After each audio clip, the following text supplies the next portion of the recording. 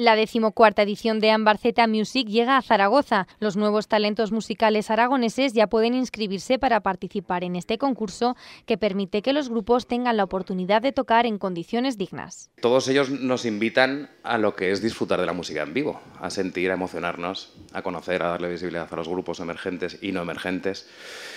14 años en los que es fundamental, y la apuesta del ayuntamiento obviamente no puede ser otra que apoyar a los grupos locales.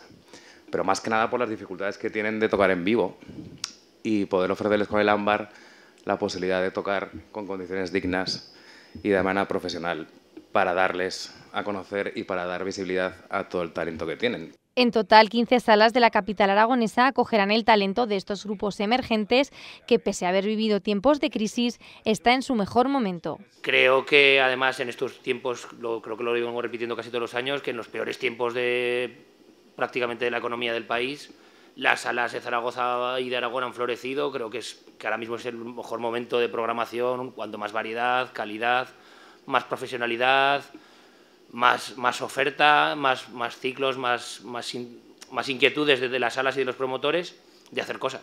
Además del prestigio, los ganadores contarán con premios en metálico de hasta 6.900 euros.